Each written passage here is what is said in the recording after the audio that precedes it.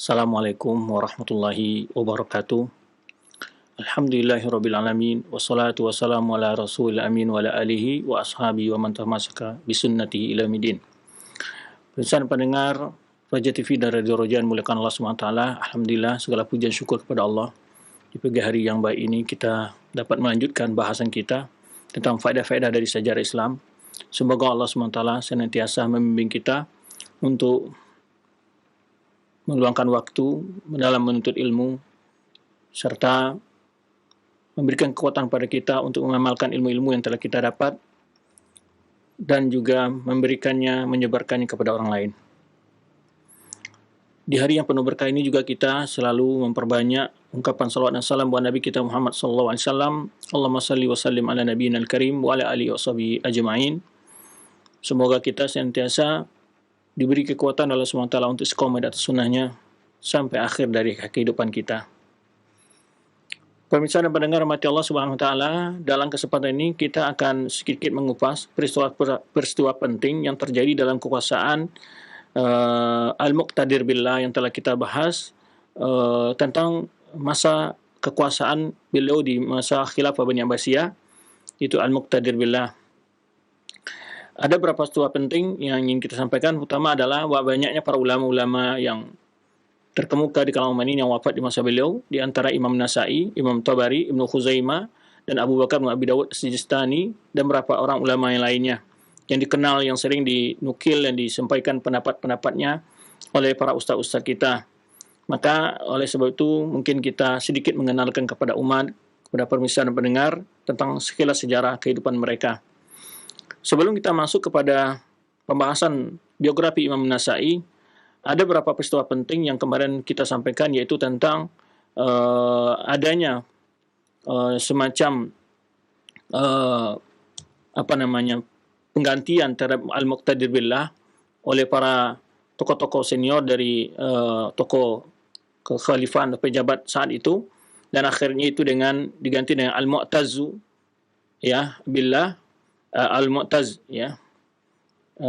akhirnya Mu'taz Billah, tetapi akhirnya Al-Mu'taz Billah itu kembali di sebenarnya kita katakan Al-Muqtadir Billah dibela oleh beberapa tukang taman dan para pelayannya, dan mengepung tempat di mana rumah Al-Mu'taz Billah dengan beberapa orang yang akan pindah ke istana kekhalifahan. Akhirnya para pendukung dari Al-Mu'taz Billah meninggal Al-Mu'taz Billah, dan akhirnya kembali kekuasaan dipegang oleh Al-Muqtadir Billah. Ya. Al-Mu'taz Billah ini namanya adalah yaitu namanya Ibnu Mu'taz ya. Anaknya itu Ibnu Mu'taz Billah ini namanya yaitu Abdullah bin Mu'taz Billah Muhammad bin Mutawakkil. Jadi Al-Mu'taz Billah punya anak namanya Abdullah Al-Mu'taz Billah. Ada satu pesan dan ungkapan yang sangat bagus dari anaknya ini, yaitu Abdullah bin Mu'taz Billah ini. Dia berkata, ya, ini termasuk dari cici-cici dari Al-Mu'taz Billah ya, namanya Abdullah ibn Mu'taz Billah Muhammad ya, ibnu Mutawakkil ala Allah, Ja'far bin Mu'taz Billah, Muhammad bin Rashid Al-Harun ya, Harun Rashid, cucu dari Rashid Al-Mukanna ibnu Mu'taz Abul Abbas, yang namanya Abul Abbas bin Mu'taz.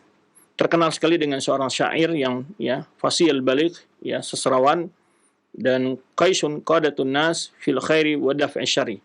Jadi adalah orang terkemuka dalam memberikan kebaikan dan menghindarkan keburukan daripada orang lain. Nah,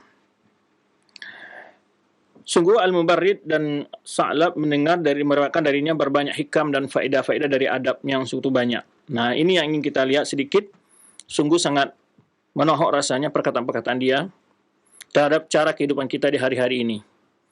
Yaitu suatu nasihat yang sangat dalam. Beliau berkata, Anfasul hayyi khutahu. Tarikan nafas kita itu adalah langkah kita. Jadi ahlu dunya rakbun yusaru bihim wahum niyamu. Penduduk dunia ini itu sebenarnya sedang berjalan, dan walaupun mereka tidur.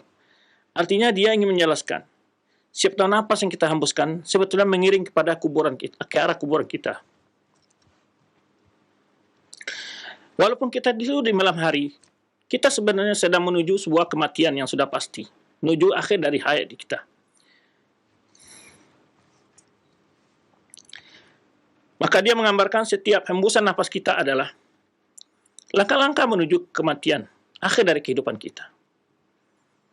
Lebih demikian, ahlu dunia rakbun yusaru bihim wa hum niyam. Penduduk dunia ini adalah penumpang yang mereka dibawa berjalan walaupun mereka tidur. Ini akan, walaupun kita tidur, apakah umur kita berhenti? Apakah ajal kita juga berhenti? Ya, diundur? Tidak. Setiap waktu yang kita lalui, setiap nafas yang kita hembuskan, hakikatnya yang kita buat adalah langkah-langkah menuju ke arah kuburan kita. Ya, walaupun kita tidak menyadari. Kemudian beliau katakan, penduduk dunia ini adalah sedang berjalan terus menuju ajalnya masing-masing. Walaupun mereka tidur. Jadi sekarang satu hal yang membuat kita adalah kadang-kadang kita merasa kalau tidur itu istirahat. Ya, tidak ada aktivitas dalam kehidupan kita, tidak menyadari bahwa masa-masa tidur kita itu adalah masa-masa yang selalu mendekatkan ke masa kematian kita. Ya, jangan dikira bahwa ketika kita tidur lalu umur kita tidak dihitung, tidak, berjalan terus walaupun kita tidur. Nah, kalau kita lihat persentase tidur dari umur kita berapa? Ya. Berapa yang untuk urusan ibadah kita?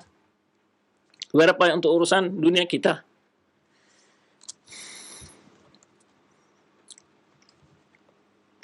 Rubama awradat tama'u walam yusdir. Ya. Kemungkinan dia menggambarkan sebuah harapan tamak walam yusdir, tapi dia tidak mendapatkannya. Warubama syaribul ma'i qabla rihi. Ya. Mungkin kali dia rindu untuk minum seteguk air, namun belum sampai air itu diteguk, ajalnya sudah datang. Man tajawaz al-kafafa lam yughnihi al-ikthar.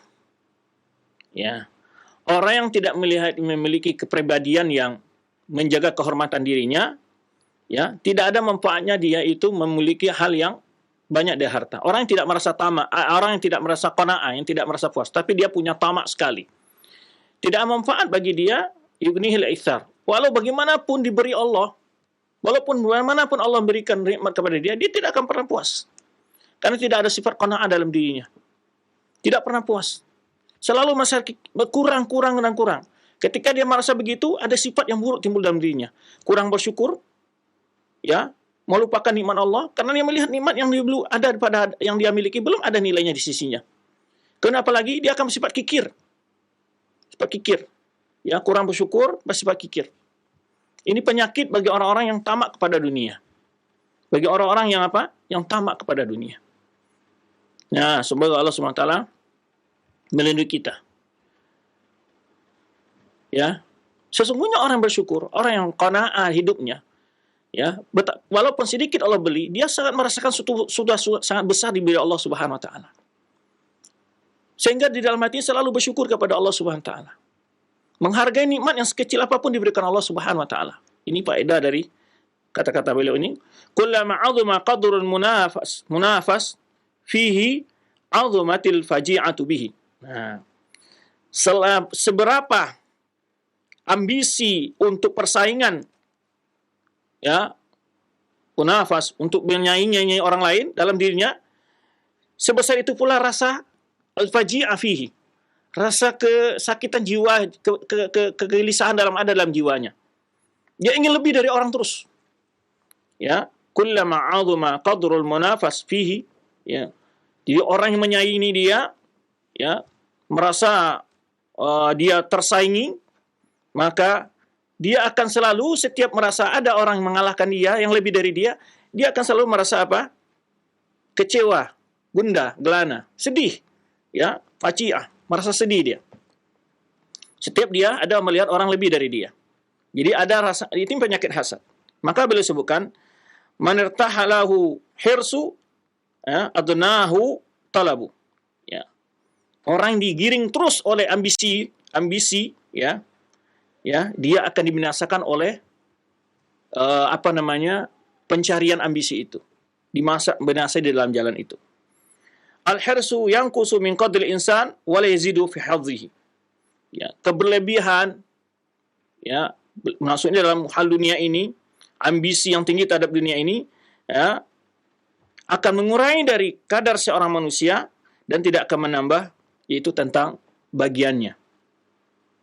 Maka dalam hadis yang disebutkan Rasulullah SAW, "Man kanatid dunya akbar hamhi, ja'ala faqra baina 'ainihi wa faraqa baina syamlihi wa la ya'ti dunya illa ma qadara lah." Orang yang ambisi besarnya adalah dunia, Allah akan jadikan rasa miskin di antara pelupuk matanya. Dia akan diceberai-beraikan urusannya, berantakan urusannya. Dan dia tidak akan mendapatkan dunia kecuali sekedar apa yang telah Allah takdirkan baginya. Lalu menyebutkan lagi, "Ashqan nasi aqrabuhum minas sultan." Ya, manusia yang paling, ya, menderita, merugi adalah orang yang paling dekat kepada penguasa. Yang paling dekat kepada penguasa, karena kalau dekat penguasa berarti dia berusaha mendapat kedudukan, mendapat uang, dan seterusnya. Tentu dia akan menjual agamanya, menjual kepribadiannya, dan seterusnya, berbohong, menjilat, seterusnya. Kama ana qarabul asya ilan nari asra'uhum ihtiraqan. Dimana seorang yang, sesuatu yang paling dekat kepada api, dialah orang paling cepat untuk terbakar. Ini contohkan oleh dia, seperti sesuatu yang paling dekat kepada api, itu yang pertama akan terbakar. Man syaraka sultana fi izzid dunya syarakahu fi dhullil akhirah. Fi dhullil akhirah. Ini kata-kata man syaraka sultana fi izzid dunya syarakahu fi mada? Dhullil akhirah. Orang yang bersyarikat dengan penguasa dalam, ya, kemuliaan dunia, dia akan bersyarikat pula dalam bersamanya dalam kehinaan akhirat. Yakfiu min al-hasidi annahu yaghtannam waqta sururik. Nah, cukuplah bagimu, orang yang hasad itu, dia akan senantiasa, ya, yaghtam, bergumam kebencian, penuh dengan rasa kegelisahan dalam hatinya ketika melihat engkau bahagia. Jadi orang hasad itu, ya, tidak usah kamu membalasnya, cukup saja sebagai bentuk dari siksaan bagi orang yang hasad, dia selalu tersiksa melihat orang lain bisa berbuat lebih baik, lebih tinggi, lebih berhasil, lebih apa. Dia selalu begitu. Dia akan fokus, ya, bagaimana supaya orang tersebut gagal, berupaya menghambat, dan segala macamnya. Nah, ini penyakit-penyakit, ya, yang harus kita hindari. Al-fursatu sari'atul fauti ba'idatul audi. Kata beliau, kesempatan sangat cepat hilang dan sulit untuk kembali. Nah, ini maksudnya beliau adalah gunakan waktu sebaik-baiknya. Waktu yang telah berlalu tidak akan bisa ditarik mundur lagi. Al-asra'u idza kathura khuzzanuha izdadat daya'an. Rahasia apabila banyak orang yang menyimpannya, maka akan hilang. Ya. Kemudian beliau menyebutkan lagi, al-azlu yadhaku min tihil wilayah. Ya. Beliau menyebutkan dipecat itu akan bahagia dari kehilangan kekuasaan. Al-jaza'u at'abu minas sabri. Orang yang selalu tidak bersifat sabar, orang yang selalu sifatnya tidak sabar, itu lebih berat daripada sabar, menahan sabar. Jadi beliau sini motivasi orang yang ketika mendapat ujian dari Allah, jaza. Jaza itu artinya apa? Gelisah dia, tidak sabar dia, ya. Marah-marah, ya, dan dia dapat, atau dia kesal gitu. Orang yang kesal, ya, ketika dia diuji oleh Allah SWT, at'ab minas sabar. Itu lebih berat daripada sabar. Sabar lebih mudah dari itu.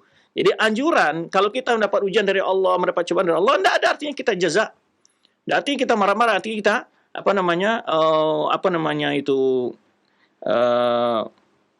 melakukan hal-hal yang, ya, yang tidak menunjukkan kesabaran lah. Ya. Maka itu sebetulnya lebih berat, gitu, lebih mencapekkan daripada bersabar saja. Ya. La tashin wajhal afwi bit takri'i. Jangan engkau kotori, ya, wajah kemaafan dengan cara mencela. Tarkatul maiti izzul lil warasa. Jadi peninggalan para mayat adalah kemuliaan bagi pewarisnya. Maksudnya apa? Kita yang capek mencari dunia ini, yang akan beruntung menikmati siapa? Ahli waris kita. Maksudnya gitu. Jadi orang-orang yang selalu menumpuk harta, ya, yang akan menikmati setelah dia meninggal ada ahli warisnya. Ini yang ingin saya sampai kepada kita semua, ingin kita lihat nasihat dari Ibnul Mu'taz ini, yaitu seorang orang Quraisy yang begitu fasih dalam syair-syairnya. Sangat baik sekali di dalam ungkapan-ungkapannya, hikmah-hikmah yang dia katakan. Dia memiliki banyak karangan sebenarnya disebutkan Ibnu Katsir di sini, ya. Jadi di sini sebutkan qad dzakara anna fi Rabiul Awal Ibnu Hazil sana, kata Ibnu Katsir, pada Rabiul Awal pada tahun ini. Jadi tahun yang dimaksud Ibnu Katsir di sini adalah tahun yaitu 296 Hijriah, ya. Dan Ibnu Mu'taz ini disebutkan olehnya istama'a qawad wal a'yan wal qudha ala khal'il muqtadir wa tawliyati Abdullah bin Mu'taz. Ini Ibnu Mu'taz yang diangkat ini. Jadi bersepakat para tokoh-tokoh pimpinan dari angkatan bersenjata dan tokoh-tokoh masyarakatnya dan para qadhi untuk memecat al-muqtadir billah dan mengangkat Abdullah bin Mu'taz ini yang Waliqub bin Murtada, dan dilakab, digelar dengan al-Murtada, al-Muntasif billah. Fama makatha fil khilafah ila yawman aw ba'da yawm. Dia tidak bisa berkuasa kecuali hanya sehari atau setengah hari. Ini sebelumnya sudah kita jelaskan dalam citanya Al-Muqtadir, di mana dia dengan syarat tidak terjadi pertumpahan darah. Asalkan Al-Muqtadir rela menerimanya untuk menggantikannya, karena Al-Muqtadir masih umur waktu itu masih 13 tahun. Summa ghalaba Al-Muqtadir wa qatal ammata man kharaja alaihi. Kemudian Al-Muqtadir melawan dan memerangi orang-orang yang telah didukung oleh pasukan yang sedikit untuk melawan pasukan dari Al-Mu'taz billah wa taqalahu fi dar sultan. Kemudian Al-Mu'taz billah ini, Ibnu Mu'taz billah ini ditahan di rumah di rumah sultan, di rumah khalifah itu tuh. Dan akhirnya dia wa wakala bihi Yunus al-Khadim, dia disuruhlah Perdana Menterinya untuk mengawasinya. Kemudian dia dihukum ya pada akhir dari Rabiul Awal, ya. Nah, ini kisah dari Ibnu Mu'taz yang sempat dicalonkan sebagai pengganti dari Ibnu Al-Muqtadir billah, namun akhirnya dia ketangkap kembali dan diberi hukuman Al-Muqtadir billah, dan itulah berapa perkataannya. Kemudian ada juga peristiwa di sini Ibnu Rawandi, seorang orang zindik. Kenapa ini kita bahas? Karena jangan heran kalau di zaman ini kita mendengar ada perkataan-perkataan yang sangat mengejutkan, ya, yang menghalalkan zina lah, yang mengatakan sholat bermacam-macam lah, ya, berbahasa Indonesia dan macam-macam itu. Pendapat-pendapat yang gila seperti ini dulu sudah ada, gitu maksudnya kita katakan. Pendapat-pendapat yang nyeleneh, pendapat yang muta'atik ajaran Islam itu sudah ada di zaman dulu. Di antaranya pendahulunya lah, yaitu Ibnu Rawandi, namanya Ibnu Rawandi. Ya, ini kenapa kita jelaskan sedikit sebagai itibar. Dikisahkan oleh ulama Ibnu Katsir di sini menyebutkan bahwa pada tahun yaitu 298 Hijriah ini, itu diwafat Ibnu Rawandi. Namanya Ahmad bin Yahya bin Ishaq Abul Husain Al-Ma'ruf bin Ibnu Rawandi. Ahadu masyahir zanadiqa al-mulhidin. Dia adalah salah seorang yang terkenal dari orang-orang shindik, dan orang-orang ateis. Yani, sebenarnya zaman ini kita lihat ya, banyak seperti di Indonesia ini, di Facebook ataupun di Twitter, ya, ada beberapa orang yang selalu menjelek-jelekan Islam, menghina-hina Islam, menghina Rasulullah SAW, menghina ajaran Islam. Ini sudah ada dahulunya, ya, Ibnu Rawandi. Kalau dia adalah Ibnu Rawandi abad milenial, ya. Nah, jadi di sini dikenal bahwa Ibnu Rawandi ini adalah, Ibnu Katsir malah mengatakan alaihi la'natullah min rabbil alamin. Semoga Allah melaknat atau mendapat laknat dari Allah Subhanahu wa taala. Bapaknya adalah seorang Yahudi, lalu dia pura-pura masuk Islam. Ya. Kemudian juga dikatakan dia juga merubah-rubah isi Taurat. Kama ada ibnuhu, ya, Al-Qur'an bil Qur'an, ya, wal hadafi. Sebenarnya mula yaitu anaknya mengataati isi Al-Qur'an dan melakukan paham-paham ateis di dalamnya, dan mengarang kitab untuk membantah Al-Qur'an yang disebut oleh judulnya kata Ibnu Katsir Ad-Damir, ya. Wa kitab fi radi ala syariah al-i'tirad, dan juga dia merang kitab untuk mengacak-acak ajaran agama ini dan membantah dengan judul kata Ibnu Katsir Zumurrud, ya, Zumurruda. Walau kitab At-Taj fi ma'na dzalika, lalu kitab, dan juga punya karang kitab At-Taj dan kitab Al-Farid dan lain-lain barangannya. Wa qantasaba li radi ala kutubihi, dan sungguh telah membantah atas karang-karangan yang tersebut oleh para ulama, di antaranya adalah tokoh Mu'tazilah dikenal Abu Ali Al-Jubai, ya. Abu Ali Muhammad bin Abdul Wahhab Al-Jubai, tokoh dari Mu'tazilah pada zaman itu. Ya, ini bantahan Mu'tazilah terhadap orang zindik ini. Ya, kata Ibnu Katsir wa qad jada bidzalika, ya, bantahan Abu Ali Al-Jubai ini sangat bagus. Ada kitabnya Nurwandi membantah orang-orang mulhid ini. Wa kadzalika waladuhu Abu Hashim, dia mana anak dari Abu Ali Al-Jubai, Abu Hashim, ya. Berkata Abu Ali Al-Jubai, kata Ibnu Katsir, qara'tu kitab mulhid jahil as-safi, aku membaca kitab orang yang mulhid ini, ateis, yang bodoh, as-safi, yang goblok, Ibnu Rawandi, falam ajid fihi illa safah, aku tidak dapatkan dalam kitab kecuali kebodohan, wal kadhiba, kebohongan, wal iftira, ya, fitnah, kebohongan. Qala wa qad wada'a kitab fi qidamil alam, jadi dia menulis sebuah kitab tentang alam ini adalah, ya, menafikan tentang ada yang pencipta dan membela madhab ateisme dan membantah tentang ahli tauhid, dan juga mengarang kitab untuk katanya membantah Rasulullah SAW, ya, dalam 7 tempat dari kitabnya, dan menuduh Rasulullah SAW berbohong, dan juga dia mencela Al-Quran, dan juga juga menulis kitab pembelaan kepada orang Yahudi dan Nasrani, kemudian mengatakan agama Yahudi dan Nasrani itu lebih baik daripada agama kaum muslimin. Jadi ini kita sampaikan bahwa apa yang ada hari ini itu bukan satu hal yang baru dalam sejarah Islam, ya. Sudah ada pendahulu seperti Nurwandi ini. Yang hari ini kan ada orang mengatakan lebih baik agama di luar Islam, dari Islam, menghina-hina dan mengangkat kelebihan orang Yahudi dan Nasrani, ya, lalu menghina-hina ajaran Islam. Kemudian yahtaju lahum fiha ala ibtal nubuwwati Muhammad SAW, dan dia juga berusaha membela keyakinan, ya, membela orang Yahudi dan Nasrani, dan ingin membatalkan, mengingkari kenabian Muhammad SAW, dan lain demikian dari karang-karangan yang membuatkan, ya, keluar dari Islam, ya, sebagaimana dinukil oleh Ibnu Jauzi, kata sebagaimana nukil Ibnu Jauzi daripada Abu Ali Al-Jubai. Kemudian Ibnu Jauzi juga, kata Ibnu Katsir, menukil dalam kitab Al-Muntazim, ya, tarafa min kalamihi wa zanaqatihi, salah satu ungkapan, potongan dari ungkapannya dan kezindikannya dan celaannya terhadap ayat-ayat Al-Quran dan juga ajaran agama. Kemudian warda alaihi fi dzalika, dan Ibnu Jauzi juga membantahnya. Wa huwa aqallu wa akhassu wa adhallu min an yultafata ilaihi, kata Ibnu Katsir, dia adalah orang yang sangat hina dan keji, ya, dan yang dari untuk diperhatikan, kata Ibnu Katsir. Wa ila jahli wa kalami wa hadayani wa safihi, ini disebutkan sifat-sifatnya adalah kebodohannya, ya, kegilaannya, hadayani, kebingungannya, ya, kegoblokannya dan kehinaannya, wa tamwihi, kedustaannya, wa tarwiji wa tughyani, dan ini disebutkan oleh Ibnu Katsir tentang berbagai sifat-sifat buruk yang pada dirinya. Kemudian dia meriwayatkan hikayat yang berolok-olok, ya, yang mengangkat kekufuran, ya, di antaranya ada yang dia langsung katakan, atau di antara juga ada orang yang menisbahkan, ya, mutafa'ilun alaihi mimman huwa mithluhu, jadi orang-orang yang saya pendapat dengan dia, dikatakan ini pendapat Nurwandi, padahal dia pendapat dia sebetulnya, supaya dia tidak dihukum atau dikritik, dia menyandarkan pendapat ini kepada Nurwandi tersebut.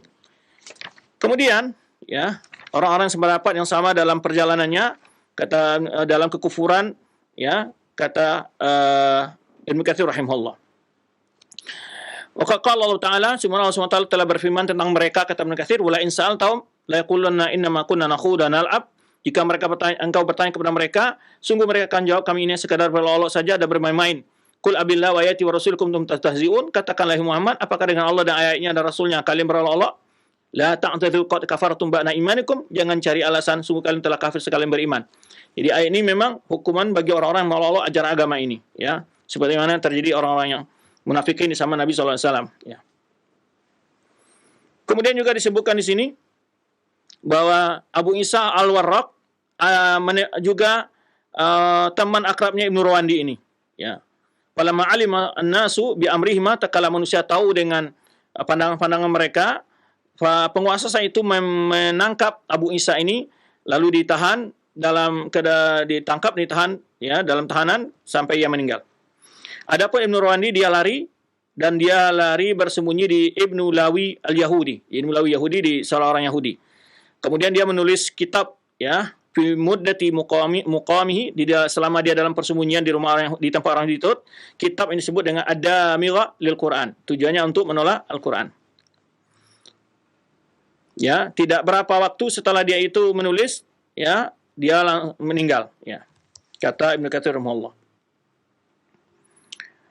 Kemudian juga Abdul Wafa Ibnu Uqail, wa ra'aitu fi kitab muhaqqiqin annahu 'asha 36 sana ma antaha ilaihi min taghawul fil makhazi wa la'anahu Allah wa kabbahu wa la rahima idamahu. Jadi kata Abdul Wafa Ibnu Uqail ini, aku melihat dalam sebuah kitab yang hidupnya selama 36 tahun dan dia memiliki pendapat-pendapat yang begitu sangat keji, ya, kehancurannya dalam pendapat yang sangat keji. Kemudian beliau melaknat An-Nawarawandi ini yang memiliki pendapat tersebut. Kemudian juga Ibnu Khalaqan, kata Ibnu Katsir, menyebutkan ini dalam kitabnya Al-Fayat, tetapi wadallasa alaihi. Ibnu Katsir menyebutkan Ibnu Khalaqan ini justru malah mengaburkan, walam yujarrihu bi syai'in, dan tidak pernah mengkritik sedikit pun tentang pemikirannya. Wala ka'annal kalba akala lahu ajinan. Seakan-akan tidak ada apa-apa dengan Ibnu Rawandi ini. Ala adati fil ulama wa syu'ara. Ini kebiasaannya Ibnu Khalaqan dalam membuat terjemahan ulama dan para penyair. Fa syu'ara yutilu tarajumahum. Kalau menterjemahkan orang-orang ahli syair, sastrawan itu dipanjang terjemahnya. Wal ulama yudhkaru lahum tarjamatan yasir. Kalau ulama sebut hanya cukup terjemah yang sangat ringkas saja. Nah, kemudian juga disebutkan di sini wa zandaqatu yatruku dzikra zandaqatihi. Kalau dia menterjemah orang-orang yang sesat seperti orang-orang Ibnu Rawandi ini, orang yang sesat, orang-orang zindik ini, itu tidak disebutkan berbagai penyimpangan-penyimpangannya. Kemudian disebutkan oleh Ibnu Katsir bahwa Ibnu Khalaqan ini menyebutkan wafat pada tahun 245 waqad wahima wahman fahishan. Kata Ibnu Katsir, sungguh dia telah salah kesalahan yang sangat fatal. Yang benar kata Ibnu Katsir adalah bahwa Ibnu Rawandi ini meninggal pada tahun ini, yaitu tahun 298 ya. Ya, 98 Hijriah. Baik. Berikut juga wafat di masa Ibnu Muqtadin itu pada tahun yang sama 298 Hijriah, itu Al-Junaid. Junaid ini salah satu tokoh dari orang yang sufi, yang terkenal di kalangan orang sufi. Ya, banyak sekali penisbahan perkataan kepada Junaid ini. Mari kita lihat ungkapan Junaid ini. Junaid ini juga seorang orang soleh dan dia tidak meyakini keyakinan yang diyakini orang sufi hari ini. Tetapi orang sufi menisbahkan banyak dari bentuk praktek-praktek bid'ah-bid'ah yang melakukan dalam ibadah kepada Junaid itu, perkataan-perkataan kepada Junaid. Padahal Junaid pernah berkata, dia menyebutkan di sini, wa kana yaqul, kata Ibnu Katsir, Junaid ini pernah berkata, madhabuna hadza muqayyadun bil kitab wa sunnah. Madhab kami ini, madhab kita ini adalah terikat dengan Al-Quran dan Sunnah. Faman lam yaqra Al-Quran, orang yang tidak membaca Al-Quran, wa yaktubul hadis la yuqtada bihi, dan juga tidak mempelajari hadis, nah tidaklah dijadikan sebagai tauladan bagiannya, tidak perlu dicontoh. Fi madhhabina, jangan dijadikan dia contoh dalam madhab ini, wa tariqatina, jalan ini. Ini di antara perkataan Junaid, ya, ulama-ulama yang orang sufi menisbahkan kepada dia. Kemudian ada kisah yang sangat menakjubkan, yang mungkin di zaman kita akan satu hal yang sangat aneh sekali. Kisah ada seorang ulama namanya, yaitu pada tahun 299 Hijriah, ada satu kejadian yang sangat aneh sekali. Yaitu namanya Muhammad bin Yahya Abu Sa'id. Seorang yang tinggal di Damaskus, dan dia meriwayatkan dari Ibrahim bin Sa'ad al-Jauhari wa Ahmad bin Mani wa Ibnu Abi Syaibah wa ghairihim. Ini seorang ulama ini, dan juga dia memiliki murid Abu Bakar An-Naqash dan lainnya. Muhammad bin Yahya ini, ya, dipanggil dengan orang bihamil kafanihi, dengan sebutan orang yang membawa kafannya. Wa dzalika ma dzakarahu al-Khatib. Sebenarnya diceritakan oleh Khatib Baghdadi, qala, dia berkata, balagani anu tufiya wa ghussila wa kuffina wa sulliya alaihi wa dufin. Jadi kata Khatib menyampaikan, sampai kepadaku bahwa dia itu meninggal, lalu dimandikan, dan dikafani, dan disolatkan, lalu dikubur. Falamma kana lailu ja'a nabashun liyasriqa kafanahu. Setelah malamnya, dia dikubur siang, malamnya datang orang yang ingin mencuri kafannya. Dan orang menggali kuburannya ingin mencuri kafannya. Yaitu falamma kana al-lailu jaa nabashun liyasriqa kafanahu. Jadi pada datang malam, setelah malam hari, datang orang yang membongkar kuburannya, ingin mencuri kafannya. Fafataha alai qabrahu, lalu digalilah kuburannya. Falamma halla anhu kafanahu, tatkala dia ngambil kafan Muhammad bin Yahya tadi yang dikuburkan itu, istawa jalisan, duduk Muhammad bin Yahya itu. Duduk dia, setelah digali, kemudian orang ingin curi kafannya ini, dia ambil kafannya, duduk dia. Duduk Muhammad bin Yahya ini, ya. Wa farran nabashu hariban minal faza. Lalu yang mencuri kafannya tadi, ya, pontang-panting lari, takut, ketakutan. Ya. Wa nahadha Muhammad bin Yahya. Lalu Muhammad bin Yahya berdiri, keluar dari kuburnya. Fa akhadha kafanahu ma'ahu. Ya, lalu dia bawalah kafannya keluar. Ya, setelah dikubur dia keluar. Keluar memakai kafannya tadi. Ya. Ini kalau di kaman kita mungkin sangat aneh sekali ya. Wa kharaja min qabri minal qabr. Dia keluar dari kuburannya. Ya. Wa qasara manzilahu. Pulang ke rumah. Setelah pulang ke rumah, fawajada ahlu yabquna alaihi. Dia mendapati keluarganya masih menangis, ya. Fadaqa alaihimul bab. Lalu dia ngetok pintu. Ngetok pintunya, ya. Faqalu man hadha? Siapa? Faqala ana fulan. Dia sebutkan saya ini fulan. Ini maksudnya namanya dia. Faqalu ya hadha la yahullaka an tazidana huzana ila huznina. Lalu keluarganya menjawab di dalam, ya, tidak halal bagimu untuk menambah kesedihan kami kepada kesedihan yang sudah ada. Menambah lebih sedih lagi gitu maksudnya. Faqala iftah.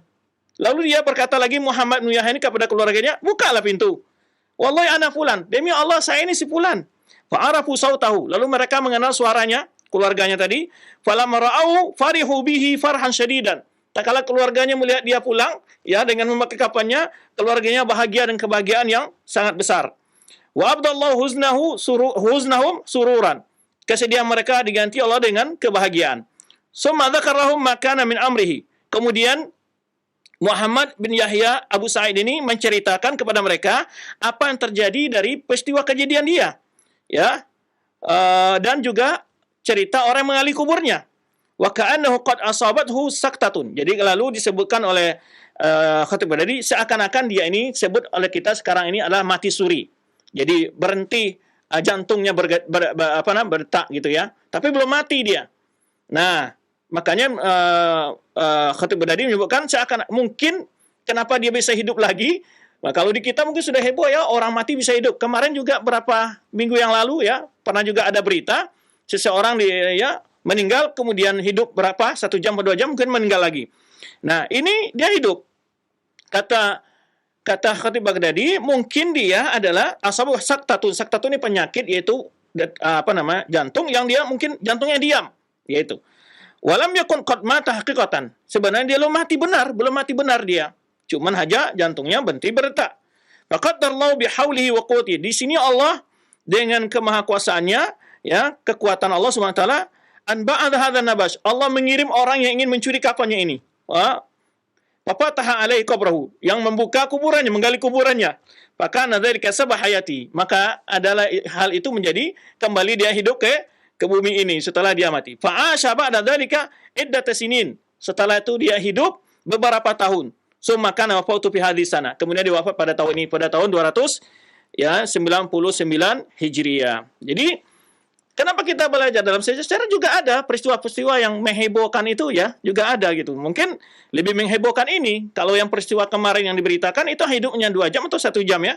Kalau ini hidup berapa tahun setelah dia dikubur. Subhanallah, ini hikmah Allah Subhanahu wa taala. Jika belum ajal itu mati, bayangkan ada saja orang yang ingin mencuri kafannya, Allah takdirkan dia untuk menggali kuburan, kemudian orang yang dikubur tadi bisa keluar dari kuburannya.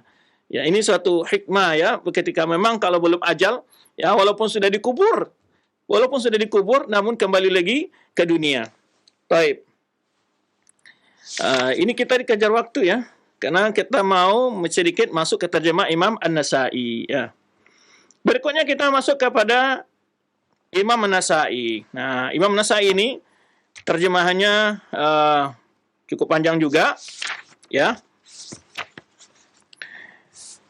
Saya akan ambil terjemahnya dari muqaddimah dari Petahqiq Sunan Nasa'i di sini. Bagus terjemahannya dan lebih agak jelas. Kalau Ibnu Katsir lah agak ringkas sekali. Nah, cuman kita ambil di sini faedahnya sedikit. Imam Nasa'i ini Imam Nasai, ini terjemahan kita pindah kepada Imam Nasai yang wafat pada tahun 303 Hijriah. Ya. Nama beliau adalah Imam Al-Muhaddis Al-Bari Al-Sabt. Ini ulama, ini pujian dari gelar para ulama ya. Syekhul Islam, Naqidul Hadis, orang yang ahli dalam menilai hadis. Al-Qadi, dia seorang qadi juga. Al-Hafiz, yang hafiz dengan banyak hadis. Ya, kalau hafiz di kalangan ulama muhadis yang banyak hafal hadis, bukan hafal Al-Quran saja. Abu Abdurrahman, kunyah Abu Abdurrahman, Ahmad bin Syu'aib, Ibnu Ali, Ibnu Sinan, ya Ahmad bin Syu'aib, Ibni Ali, Ibni Sinan, Ibni Bahrin, Ibni Dinarin Al-Khurasani An-Nasai. Jadi beliau An-Nasai ini adalah bagian di daerah Khurasan. Nasai, kenapa disebut Nasai? Nisbah kepada Nasa, yaitu satu kampung di Khurasan, satu daerah di Khurasan, yaitu dengan fathun nun wasin. Nasai ya ba'da hamzah maftuha. Di sini Sam'ani menyebutkan dalam kitabnya Al-Ansab, menjelaskan sami'tu an hadil bada inna masumma bi hadal, kenapa dinamakan negeri itu dinamakan Nasa, daerah tersebut dinamakan An-Nasa, ya, yaitu di awal Islam, di anna muslimin lama aru fatha kana rijaluha ghuyyiban anha.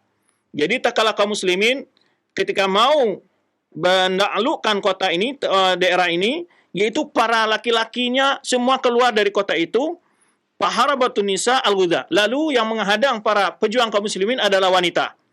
Falamma arafat al-Arab, takala pejuang-pejuang dari Arab datang melihat, kafu anil harb, mereka tidak mau memerangi karena wanita. Li'anna nisa la yuharabna, karena wanita tidak boleh diperangi. Wa qalu wada'na hadhil qaryah fin nasa, jadi kita telah menyerahkan, ya, menempatkan negeri ini pada wanita. Ya'nuna ta'khir hatta ya'udu waqta 'udur rijalihim, maksudnya apa? Kita tunggu dulu sampai laki-laki mereka kembali, ya. Wa qila inna masum ini nasa, kenapa juga disebutkan nasa? Li'anna nisa kunna yuharibna duna rijal, itu disebutkan karena wanita-wanitanya yang melawan, ya, para pejuang kaum muslimin, bukan laki-lakinya. Wa qad qila qadiman man dakhala nasa nasiyal watan, dan juga disebutkan juga suatu ungkapan, barang siapa yang datang ke negeri Nasa, dia akan lupa negerinya. Waqad sanaf al-adib Abu Muzaffar Muhammad Ahmad al-Abyurdi satu buku, ya, tentang sejarah negeri An-Nasa ini. Nah, ini sejarah sedikit nama kenapa dinamakan An-Nasa, ya. Taib. Itu di daerah Khurasan, di bawah kaki gunung, ya, di bawah kaki gunung, disebutkan oleh Az-Zahabi, ya. Jadi daerahnya sangat bagus, ya. Itu biasa di lembah yang penuh dengan pohon-pohon dan sungai, gitu ya. Lalu bagaimana perjalanan menuntut ilmunya Imam Nasai ini? Imam Nasai menuntut ilmu sejak kecil. Ini sudah sering kita lihat bagaimana para ulama-ulama kita dari masa kecil mereka sudah, kalau kuasa kita sekarang sudah mondok lah, ya. Dari kecil dia sudah belajar ke Ibnu Qutaibah bin Sa'id dan umurnya masih 15 tahun, ya. Artinya sekitar tamat SMP lah dari kita. Wa qama indahu bi Baglan, dia tinggal di negeri Baglan, itu Mesir. Qutaibah bin Sa'id ada di Mesir, yaitu sekitar setahun 2 bulan. Waqad aktsara anhu hatta balagat riwayatu anhu, sehingga banyak sekali dia meriwayatkan hadis dari gurunya Qutaibah bin Sa'id ini, yang di dalam Sunan Nasai ini ada 2, Sunan Kubra dan Sunan Sughra. Al-Mustabah yang diringkas dari Sunan Kubranya itu sekitar 682 riwayat dari syekhnya Qutaibah bin Sa'id. Adapun rihlah ilmiahnya, kemana saja dia melalang buana menuntut ilmu, Imam Nasai adalah pertama pergi ke gurunya Qutaibah, kemudian berjalan, berkelana menuntut ilmu. Di zamannya pergi rihlah dalam berbagai daerah, Khurasan, Hijaz ini Makkah, Madinah, Mesir, Irak, Basra, Kufa, Baghdad, Jazirah, Syam, Qazwin, dan lain bagi daerah lain. Wa qama bi Mesir wa umrah, dan dia pernah tinggal di Mesir, bahkan menjadi qadi di Mesir. Ya, sampai di Mesir itu sekitar tahun 300-an dia. Dia lahir pada tahun 215 Hijriah. Imam Nasai lahir 215 Hijriah, ya, dan meninggal dengan umur 88 tahun pada tahun 303 Hijriah. Jadi sampai setelah beliau mengkelang buana menjadi orang besar, seorang ulama, beliau menjadi qadi di Mesir. Nah, lalu fa'adraka Ibnu Adi wa Ibnu Sinni wa kana yaskun Ziqaqal Qanadil wa hiya mahallatun masyhura di Mesir. Ya, satu gang namanya Gang Qanadil, itu tempat yang masyhur di Mesir, ya. fiha suqul kutub wa dafatir. Itu dikenal di situ tempat pasar buku loak, ya, atau memburu buku dan berbagai buku-buku di sana. Wa kana masakin ashraf ala abwabiha qanadil bihadza zuqaq. Bihadza zuqaq qanadil. Jadi tempat tinggal orang-orang yang ashraf. Mungkin ashraf ini kadang-kadang ditelahkan kepada keturunan Rasulullah SAW, atau yang dimaksud di sini adalah orang-orang tokoh-tokoh, ya, karena yang bukan gang kanadil adalah, ya, karena di pintu-pintunya ada lampu-lampu di kita, lampu-lampu hias, ya. Dan selama dalam rihlah menuntut ilmu, dia meriwayatkan hadis dari ulama-ulama besar, bahkan banyak belajar juga kepada guru-guru Imam Bukhari dan Imam Muslim, ya, dan Abu Daud dan Tirmizi, ya. Tetapi dia juga berguru kepada Abu Bukhari, ya, walaupun berbeda pendapat ulama. Kata Al-Mizzi mengatakan tidak belajar, tetapi Az-Zahabi mengatakan bahwa Al-Bukhari juga termasuk dari antara ulama yang menjadi guru Imam An-Nasa'i, dan juga belajar ke Imam Muslim, Abu Daud dan Tirmizi, ya. Ini berapa rilahnya tentang dalam menuntut ilmu, ya. Kemudian juga beliau ahli dalam qiraat, ya, dalam tafsir, maka beliau juga punya kutub tafsir, ya. Wa kana hasilatu wal ilmiyah ba'da rahati hadhi kabiratan jiddan, ya, setelah dia melalang buana menuntut ilmu, ya, telah mendapat ilmu, ya, maka dia kekuatan ilmunya sangat besar sekali. Wa sarifat liha alaman jahabizan, jadilah ulama yang terkenal, yang disegani. Tushadu rihlatu ilaihi min kulli makan, barang datang para santri-santri, para penuntut ilmu dari berbagai tempat untuk belajar kepada Imam An-Nasa'i. Wa nadhara li anu ummira ba'da al-Bukhari wa Muslim, dan juga karena dia adalah ulama hadis yang 6 ini, kutubus sita yang paling panjang umurnya setelah Bukhari dan Muslim. Dan beliau yang terakhir wafat dari kalangan ulama kutubus sita. Jadi waqad asbaha farisu midan, dia adalah bagaikan, yaitu ahli, ya, kuda yang berada di medannya, yang betul-betul menguasai medan ilmu hadis, ilal hadis dan rijal hadis, ya. Kemudian tentang kepribadiannya, kata Zahabi, kana syekhan mahiban, syekh yang sangat disegani, malihal wajh, ya, sangat ganteng sekali. Disebutkan Ibnu Katsir juga menyebutkan sangat memiliki wajah yang sangat ganteng, ya. Kemudian kana nadar wajh ma'a kibar sin, walaupun sudah tua, wajahnya masih kelihatan muda. Wa qala Katsir wa kana fi ghayatil husn. Ini Ibnu Katsir menyebutkan di dalam kitabnya Bidayah Nihayah ini, dia adalah orang yang sangat ganteng. Fi husnil wajhi ka'annahu kan kindil, seperti mana cahaya lampu gitu. Wa kana ya'kul fi kulli yaum dikan, setiap hari makan 1 ekor ayam. Dik itu beda dengan dajaja. Dajaja adalah ayam betina, dik adalah ayam jantan, ya. Wa yashrabu alaihi naqi'an zabib al-halal. Kemudian dia minum, yaitu simpanan daripada air anggur yang halal. Tidak sampai menjadi khamar, itu maksudnya. Kemudian juga berkata, ini pujian para ulama tentang menjadi sifatnya, adalah Abu Bakar Muhammad Musa Al-Ma'mun Al-Hashim mengatakan, kana Abu Abdurrahman yu'sar libasal burud nubiyah, ya, al-khudar. Jadi Imam Nasai ini lebih suka memakai pakaian yang jasnya atau jubahnya itu agak berwarna hijau. Dan dia mengatakan hada audu minan nazar ila al-khadra minan nabat fi ma yuradu liquwatil basar. Beliau menyebutkan ini untuk mengganti dari penglihat kepada hal-hal yang hijau dari tumbuhan, karena melihat sesuatu yang hijau, kata beliau, menguatkan menyehatkan mata dan menguatkan pandangan. Ini di antara alasan beliau. Kemudian wa kana yaqtul jima' ma'a shawmin wa yaumun wa iftar yaumun. Yani orang yang sangat kuat dalam hubungan biologis. Kemudian beliau juga orang yang suka berpuasa sehari, kemudian berbuka sehari, puasa Daud.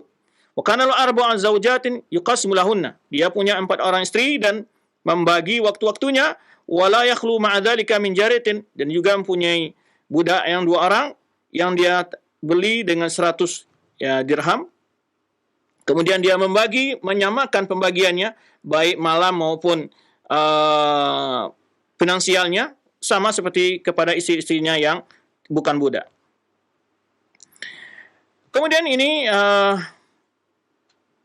di antara beliau menyebutkan juga Kana kutu fi kulli min ritlun khubzin. Makanannya setiap hari adalah satu ritel dari roti yang bagus, ya. Kemudian dia tidak makan selain itu, baik ketika berpuasa ataupun tidak. Ya.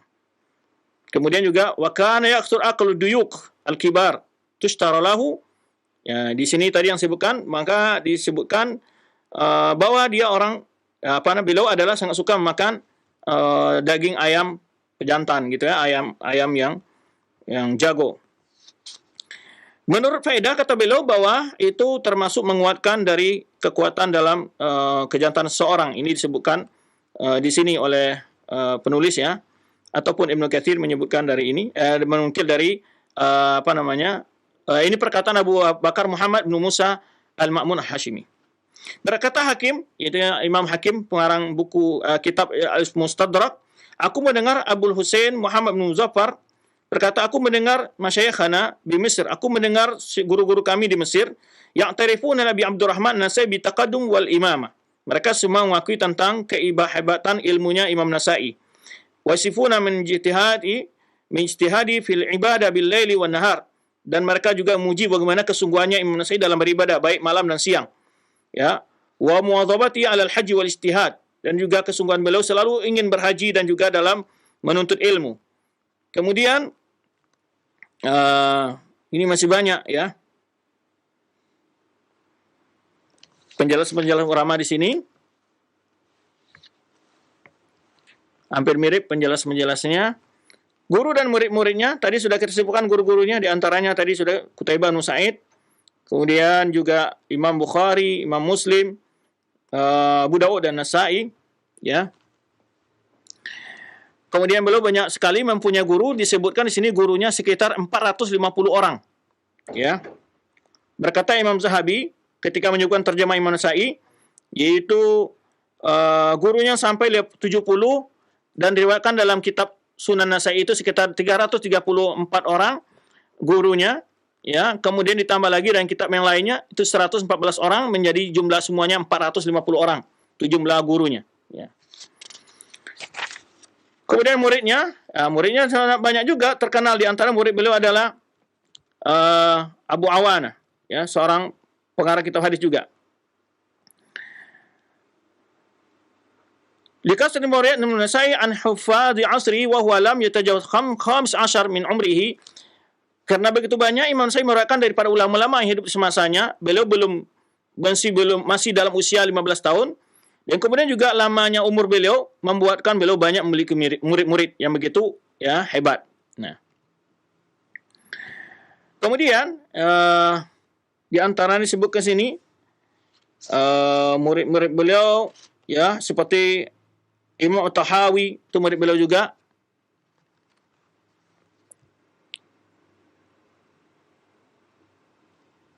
Kemudian Abu Awana yang tadi kita sebutkan, Abu Ja'far At-Tahawi,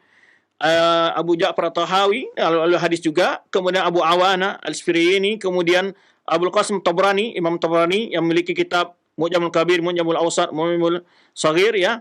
Kemudian Ibnu Adi Al-Jurjani ya. Kemudian Ibnu Nahas, ini ulama-ulama besar ya. Kemudian Abu Hatim, Ibnu Hibban, ini Ibnu Hibban yang terkenal juga ulama hadis, Ibnu Hibban ya, Sahih Ibnu Hibban, dan lain dari para ulama-ulama ya. Ini kehebatan beliau, memiliki guru yang cukup banyak sekali. Kemudian guru-guru beliau terkenal, juga murid-muridnya begitu banyak yang menjadi ulama-ulama. Nah, ini menunjukkan tentang kehebatan ilmu beliau. Kemudian beliau memiliki karangan yang begitu banyak. Ya, memiliki karangan yang banyak, Sunan Kubra, Sunan Sugra, Mustaba, tafsir ya. Ya, beliau punya juga kitab tafsir dan kitab-kitab lainnya.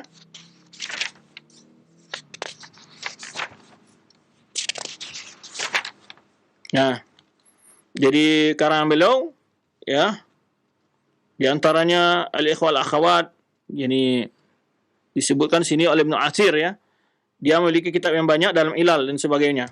Ada sekitar sini imla itu hadisiyah, tasmul fuqaha al-amsar, tasmatu man lam yarwi anhu ghairu rajulun wahid, tafsirul Quran ya, atau Sunan Kubra, Ajarah wa Ta'dil ya. Kemudian juga beliau menulis Khasais Ali bin Abi Thalib Nah, ketika beliau menulis Khosais Ali bin Talib ada ceritanya, ya, yang menyebabkan beliau kena fitnah dan wafat karena dapat ujian tersebut. Kemudian juga beliau menulis kitab Al-Du'afa Al-Matrukin, ya, As-Sunan Rubaiyat min kitab Sunan Al-Ma'thurah, Zikr Mudallisin, Amal Yawm wa Lailah, ini masyhur, ya, Amal Yawm wa Lailah, dan lainnya, Fadail Quran, Al-Quna.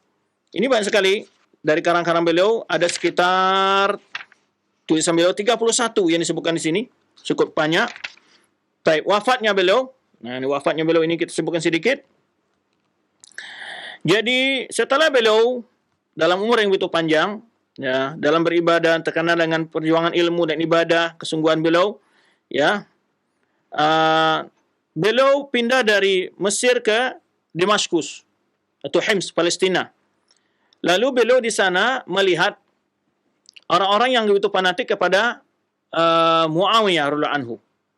Maka beliau mencoba menulis kitab itu Khosais Ali, ya, sebagai nasihat lah, ya, begitu fanatik kepada Muawiyah, maka beliau mencoba menulis kitab. Maka ketika beliau menulis kitab itu yang membuat beliau kena resiko dari hal itu. Nah, akhirnya orang-orang Syam memanggil beliau dan meminta beliau untuk menyebutkan tentang keutamaan Muawiyah. Namun beliau tidak menulis dan tidak menyebutkan tentang keutamaan Muawiyah itu. Akhirnya beliau disebutkan dipukul dan disakiti. Ada yang menyebutkan beliau wafat di Hims di Palestina, ada yang menyebutkan beliau wafat di Mekah. Kemudian Daruqutni menyebutkan fa'adhaw wa darabu hatta ukhrija minal masjid. Jadi beliau diusir dari masjid, kemudian dibawa ke Mekah. Ada yang menyebutkan wafat di Mekah. Adapun Imam Daruqutni menyebutkan beliau keluar berhaji, kemudian beliau difitnah waktu di Damaskus itu, dan ketika itu beliau meninggal, kata beliau, kemudian Daruqutni menyebutkan Imam Nasa'i meminta agar dibawa ke Mekah. Lalu beliau dibawa ke Mekah setelah beliau dipukul, disiksa di waktu di Damaskus itu, beliau dibawa ke Mekah dan meninggal di Mekah. Ini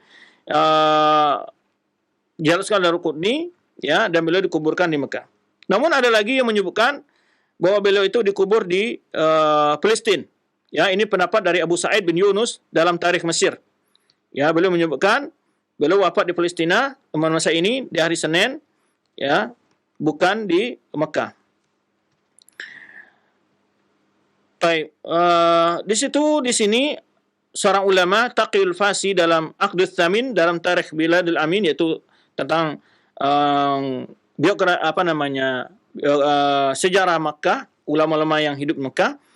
Beliau menukil kedua pendapat tersebut, lalu meringkas bahwa talakha min hadza annahu ikhtalafa fi wafatihi wa mawdi'aha. Maka dapat disimpulkan bahwa berbeda antara ulama tentang tempat wafat beliau dan di mana beliau dikuburkan. Ya. Ada yang mengatakan di Palestina, ya.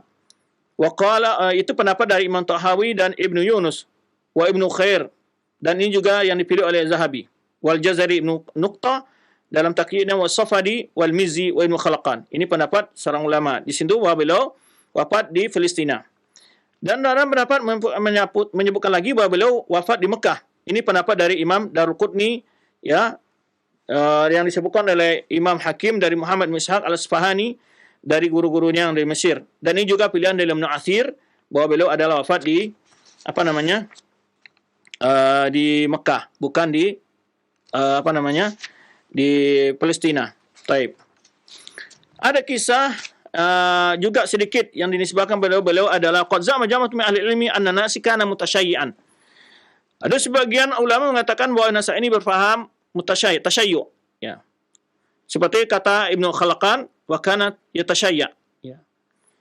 Kemudian Ibnu Taimiyah Syaikhul Islam menjelaskan wa tasyayya' ba'du ahli ilmi bil hadis kan Nasai Ibnu Abdul Bar wa amsalihim la yaqulu ila tafdil Ali ala Abi Bakar wa Umar. Maksud daripada ulama hadis, kata Syaikhul Islam, ya, yang disifatkan ada tasyayyu' padanya, yaitu seperti Imam Nasai dan Ibnu Abdul Bar, dan ulama-ulama yang seperti keduanya, kata beliau, tidak sampai mengatakan bahwa Ali lebih afdal dari Abu Bakar dan Umar. Wala yura fi ahli hadis ma yuqaddimuhu alaihima. Tidak seorang pun dari ulama-ulama hadis. Jadi kalau ulama hadis yang mendahulukan bahwa Ali lebih, yang mengatakan Ali lebih afdal dari Abu Bakar dan Umar. Karena ada perkataan Ali sendiri mengatakan, "Man faddalani ala Abu Bakar Umar jallatu jaddal muftari." Di mimbar Kufah. Orang yang mengatakan aku lebih afdal dari Abu Bakar dan Umar, aku akan cambuk dia sebagai hukuman orang pembohong. Tetapi yang disebut tasyayyu oleh para ulama, ini yang kadang-kadang dimanfaatkan oleh orang Syiah, mengatakan bahwa Ahlus Sunnah juga menjadikan ulama-ulama mereka sebagai periwayat hadis, ataupun sebagai orang liberal-liberal hari ini mengatakan diterimanya riwayat Syiah secara mutlak. Karena ada dalam rawi-rawi disebut ulama itu tasyayyu. Nah, perlu dipahami kata-kata tasyayyu di kalangan ulama muhaditsin, itu tasyayyu ini maksud adalah dalam permasalahan tertentu saja, mana yang lebih mulia antara Ali dan Utsman. Itu saja. Ada yang pendapat, Ali lebih mulia dari Utsman. Tapi bukan masa khilafah. Kalau khilafah nggak ada, ulama al-sunnah semuanya, ulama hadis semua sepakat bahwa susunan khilafah Rasyidin adalah Abu Bakar, Umar, Utsman, Ali. Nah, tetapi tidak ada seorang pun di antara mereka yang mengatakan, ulama-ulama yang dikatakan bertasyayyu itu, memilih paham lebih loyal kepada Ali, ya, bahwa dia mengatakan Ali lebih afdal dari Abu Bakar dan Umar. Dan ulama mengatakan orang yang telah mengatakan Ali lebih afdal dari Abu Bakar dan Umar itu adalah bukan tasyayyu lagi, tapi adalah Syiah Rafidah atau Syiah yang telah menyelisihi para ulama, ya. Taib. Ini sedikit tuduhan dan penjelasan terhadap beliau. Nah. Kemudian beliau pernah berselisih dengan gurunya. Ini faedah juga sedikit dalam adab menuntut ilmu. Ya. Disebutkan di sini kisah ini, ya.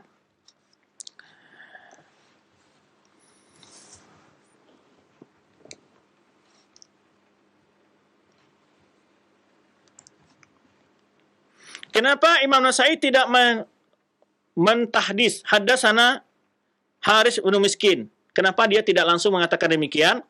Karena di antara adalah Haris bin Miskin. Tapi ada kisah antara Imam Nasai dengan Haris bin Miskin ini.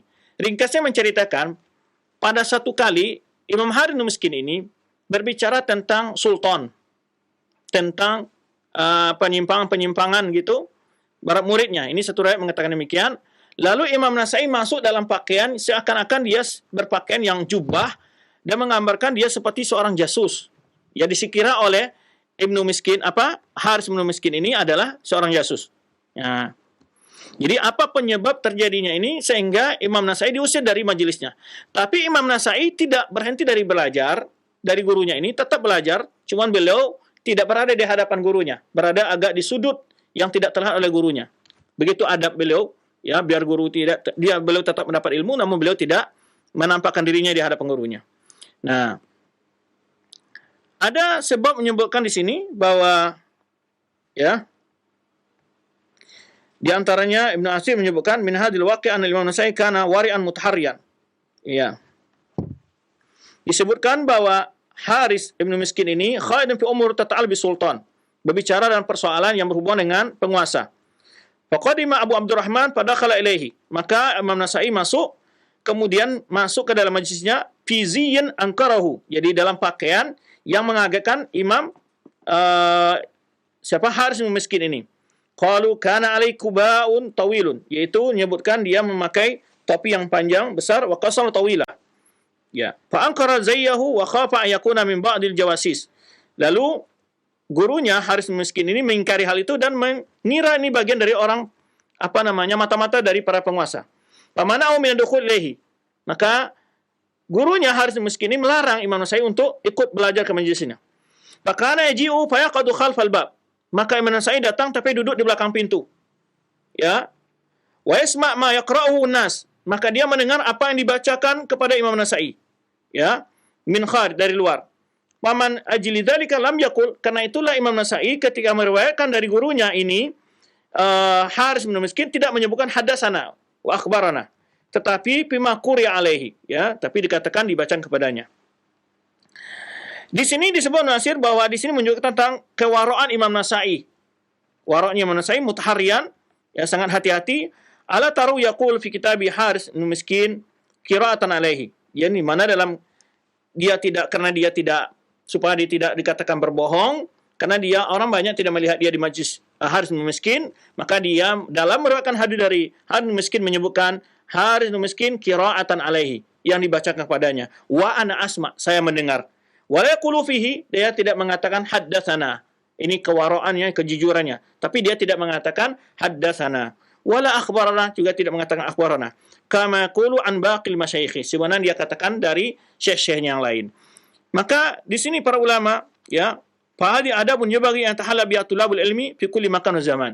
Hendaklah seorang talib ilmi menggambarkan dengan adabnya, ya, seorang penuntut ilmu dengan gurunya. Kadang-kadang guru itu memiliki sifat yang mungkin agak keras, maka disebutkan faedah di sini para ulama. Kata Imam Syafi'i, tidak boleh hadir oleh gurunya, tapi dia tetap hadir balik pintu, ya. Fama hadatsa baina Imam Syafi'i wa baina syekhi harus miskin inma huwa misal amali.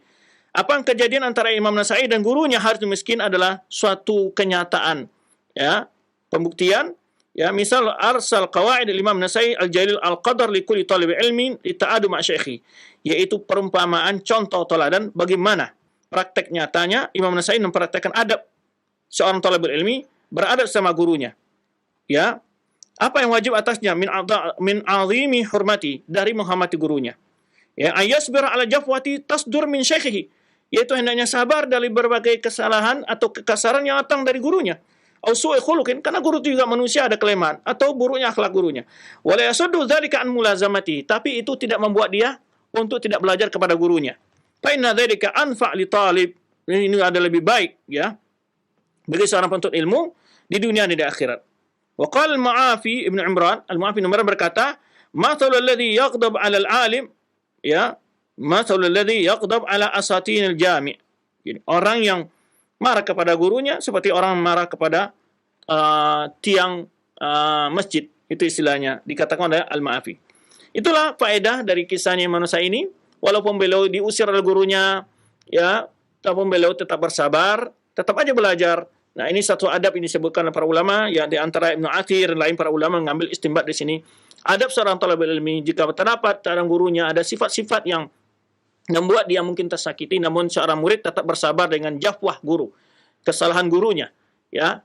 Kemudian tetap belajar, ya. Nama guru ada kelemahan-kelemahan, ada tabiat-tabiat, ya, tidak sempurna seorang guru, tetapi hal itu tidak membuat seorang talibul ilmi untuk lari dari majlis ilmu. Demikian yang dapat kita bahas. Semoga apa yang telah kita bahas dapat kita ambil hikmahnya. Itu saja yang dapat kita bahas kesempatan ini. InsyaAllah pada kali yang akan datang kita akan bahas insyaAllah terjemahannya Imam At-Tabari yang juga wafat di masa khalifahan Al-Muqtadir Billah, ya. Demikian, kita kembali kepada al-akh yang madu kita dari studio 2 Cilengsi. Ustaz, barakallahu fikum, jazakallahu khairan. Terima kasih atas bimbingan dan pelajaran yang telah disampaikan di kesempatan pagi hari ini. Semoga Allah mudahkan di dalam kita memahami dan juga mengamalkannya dalam kehidupan kita sehari-hari. Ini saatnya bagi Anda yang bertanya seputar pembahasan. Kami tunggu pertanyaan-pertanyaan Anda baik via telepon maupun pesan singkat. Silakan, halo. Silakan, halo. Halo. Ya, dengan siapa di mana? Dengan Rukmini di Jonggol. Ibu Rukmini, dikecilkan saja televisi atau volume radionya. Ibu cukup mendengarkan via telepon saja. Saya mau tanya nih, tadi yang dibilang siapa tuh yang nggak mau nyebutin keutamaannya Muawiyah, itu kenapa ya dia nggak mau sebutin sampai disiksa begitu? Dia nggak mau sebutin, kenapa ya? Padahal kalau dia sebutin kan nggak masalah ya Pak. Itu saya mau tanya tuh kenapa ya Pak ya. Assalamualaikum. Waalaikumsalam warahmatullahi wabarakatuh. Silahkan Ustaz. Alhamdulillah. Jadi Imam An-Nasai berada di Syam. Beliau melihatkan di Syam itu banyak orang fanatik kepada Muawiyah. Ketika beliau menulis tentang keutamaan Ali, biar orang-orang Syam juga paham tentang kemuliaan Ali, biar mereka tidak terjumus dalam kefanatikan itu, akhirnya orang-orang Syam juga meminta agar beliau juga menulis untuk tentang keutamaan Ali. Dan ketika dia ditanya tentang keutamaan orang Syam juga meminta untuk ditulis tentang keutamaan Muawiyah atau menginterogasi Imam Nasai apa saja keutamaan Muawiyah. Ya, bukan karena tidak menjawab itu saja, karena mereka Muawiyah beliau sebutkan dijawab Imam Nasai seperti Ibnu Katsir menyebutkan adalah Muawiyah itu tidak tahu keutamaannya oleh saya kecuali yang doa Rasulullah mengatakan semoga Allah tidak membuat perutnya menjadi kenyang. Tapi doa Rasulullah SAW itu sebenarnya jalan para ulama adalah setiap doa Rasulullah kepada umatnya merupakan doa yang baik. Bukan maksudnya makna yang zahir seperti artinya Muawiyah akan lapar terus, tidak. Nah, ketika itu ya mereka karena fanatik, akhirnya beliau mendapat cobaan, dipukul dalam masjid dan beliau dikeluarkan dari masjid. Nah, itu sebabnya ya beliau kemudian beliau di situ beliau disebutkan melihat bahwa Ali lebih afdal daripada Utsman. Di sini beliau yang tadi kita sebutkan dan antara ulama menyebutkan beliau adalah ada memiliki paham seperti tasyayyu' dalam artian memandang bahwa Ali lebih afdal daripada Utsman. Dalam satu riwayat lain juga penjelasan ulama lain bahwa ketika dia ditanya tentang Muawiyah, dia menyebutkan keutamaannya itu telah membalas kepala dengan kepala. Yang dimaksud oleh dia adalah ketika terjadinya pembunuhan terhadap Utsman, meninggalnya Utsman, kemudian di masa Muawiyah terbunuhnya siapa? Husain. Ya, nah ini yang dimaksud oleh beliau terbalasnya kepala dengan kepala. Wallahu a'lam. Itu yang disebutkan sepanjang biografi beliau yang saya baca. Penjelasan lain mungkin bisa ditambahkan oleh para ustaz lain nantinya. Cuman sebatas informasi yang saya dapatkan dari referensi yang saya baca sampai di situ. Wallahu a'lam bishawab.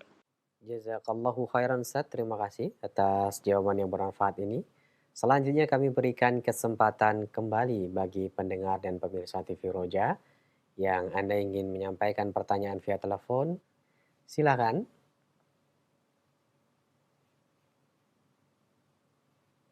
Halo? Belum tersambungkan? Kita akan bacakan dari pesan singkat yang telah masuk. Assalamualaikum warahmatullahi wabarakatuh. Dari Abu Uwais di Lombok yang bertanya, Ustadz, apakah Imam An-Nasai ini termasuk ulama fikih, ulama yang memahami hal-hal atau meriwayatkan hadis-hadis berkaitan dengan fikih juga? Silakan Ustadz. Baik, tadi memang tidak kita jelaskan bagaimana manhaj dan metode beliau dalam mengumpul hadis dalam sunan beliau. Para ulama yang telah melakukan penelitian terhadap sunan beliau mengatakan bahwa hadis-hadis yang bersusun itu adalah hadis-hadis yang memang menjadikan hujah oleh para fuqaha dalam pembahasan-pembahasan fikih. Dan Sunan Nasai menurut para ulama yang telah mengkajinya lebih dalam bahwa sunan beliau lebih fokus kepada memang hadis-hadis fikih juga. Hadis-hadis fikih juga. Dan beliau secara madhab, para ulama memandang bahwa beliau adalah bermadhab Syafi'i. Bermadhab Syafi'i. Ya, memang kita tidak membahas secara rinci tadi akidah beliau dan juga madhab beliau. Akidah beliau Ahlussunnah wal Jamaah dan madhab beliau secara fikih, kebanyakan ulama mengatakan beliau adalah bermadhab Syafi'i. Ya. Ini juga di antara ulama yang menyebutkan di antara terjadinya perbedaan antara gurunya Haris Ibnu Miskin tadi, karena Ibnu Miskin menyebutkan bermazhab Hanafi. Itu ada antara alasan juga ada yang menyebutkan, ya, di antara ketidaksukaan dari gurunya Al-Harith bin Miskin kepada beliau karena beliau mazhab Syafi'i sedang Harith Miskin adalah mazhab Hanafi. Karena dalam pergolakan dalam pemikiran dalam mazhab itu yang sangat berat pertentangan secara umum adalah pertentangan antara mazhab yaitu Hanafi dengan Syafi'i. Ya. Wallahu a'lam bishawab. Jazakallahu khairan. Terima kasih para ustadz yang telah menjawab pertanyaan dari Bapak tadi di Lombok dan semoga bermanfaat untuk kita semuanya. Selanjutnya kembali kami berikan kesempatan. Halo. Halo, Assalamualaikum. Waalaikumsalam. Ibu mohon maaf dikecilkan terlebih dahulu volume televisinya. Sudah? Ya. Silakan Assalamualaikum pertanyaan. warahmatullahi wabarakatuh. Waalaikumsalam warahmatullahi wabarakatuh. Ya. Yang saya tanyakan Ustadz, di tempat saya itu kajian-kajiannya itu tidak sama dengan yang sering di televisi sunnah itu. Jadi ada perbedaan atau malah perbedaannya hampir banyak sekali. Nah, sedangkan saya ingin menuntut ilmu seperti di sebelah rumah saya itu ada musola yang suka ada kajian, tapi belum begitu dengan sunnah-sunnah. Itu bagaimana Ustaz? Sedangkan saya ingin bertolabul ini dan saya tetap berangkat, tapi yang tidak sesuai sunnah saya tidak ikuti, tapi saya mengikuti yang ada di TV-TV sunnah itu bagaimana Ustaz? Terima kasih. Wassalamualaikum warahmatullahi wabarakatuh. Waalaikumsalam warahmatullahi wabarakatuh. Silakan Ustaz. Assalamualaikum warahmatullahi wabarakatuh. Di tengah masyarakat banyak sekali paham-paham. Tentu perlu kita, tidak semua juga yang perlu dianggap semua sesat, tidak. Cuman di antaranya ada paham-paham yang mungkin berbeda sisi-sisinya, ya, pendapat-pendapatnya ada. Cuman perlu kita waspadai, ada perbuatan-perbuatan yang akan merusak iman secara fatal. Nah, ini pendapat-pendapat perlu waspadai. Terutama keyakinan-keyakinan yang berlebih-lebihan terhadap Rasulullah SAW, ataupun mengutamakan ibadah-ibadah yang belum tentu atau masih diperselisihkan tentang syariatnya, disebutlah sebagai bidah hasanah atau bukan, ya, berselisih dalam masalah itu, maka kita pilih pendapat-pendapat yang sudah valid, yang jelas, lakukan dalil-dalil yang jelas, dan tidak membuat keraguan-keraguan dalam diri kita. Itu yang utama dulu. Sama dengan ketika kita belanja di pasar, banyak sekali orang yang menjual cabai ketika ibu-ibu belanja cabai di pasar. Pasti dia pilih cabai yang bagaimana? Pasti pilih cabai yang bagus, yang sehat, yang aman, ya, yang terpercaya penjualnya. Ya, atau kalau makanan juga demikian, dibeli makanan-makanan yang sehat. Nah, kalau dalam beragama tentu akan lebih fatal lagi kalau kita tidak memilih guru dan tidak mempelajari ilmu yang disampaikan. Maka tidak boleh kalau kita asal belajar saja kalau kita tidak tahu apa akidah yang disampaikan. Maka kita harus mewaspadai hal itu. Karena kita belum punya modal untuk menilai ini sesuai dengan sunnah atau tidak. Kita baru belajar. Bagaimana kita akan bisa mengatakan ini tidak sesuai dengan sunnah? Bahkan kita mungkin akan timbul nanti kebingungan. Ya, ini perlu diwaspadai. Tetapi kalau hanya kegiatan-kegiatan umpamanya taklim, baca Al-Quran, tahsin Al-Quran, ya, kemudian juga pembahasan-pembahasan yang sifatnya keterampilan keluarga, ataupun masalah-masalah yang hal-hal yang tidak berkenaan dengan akidah, akhlak, ya, itu tidak bermasalah. Atau kecuali yang menyampaikan ilmu, ada orang-orang yang terkenal dengan ilmunya, ada ilmu yang memang sesuai dengan Al-Quran dan Sunnah, tidak bermasalah. Tapi kalau ada hal-hal yang memang doktrin-doktrin yang mewajibkan, mengharuskan sesuatu yang masih diperselisihkan, ini perlu diwaspadai karena satu saat kita akan terpengaruh dengan pemikiran-pemikiran demikian. Ya, apalagi kita tidak memiliki dasar untuk mengetahui sisi benar dan salahnya. Maka berupayalah mengikuti kajian-kajian yang benar-benar dilihat penyampaiannya berdasarkan Al-Quran dan Sunnah, dan serta mengkaitkan pemahaman mereka dengan pemahaman para sahabat, para tabi'in, para tabi'in, dan ulama-ulama yang sudah terkemuka dan terpercaya di kalangan umat. Itu yang kita anjurkan.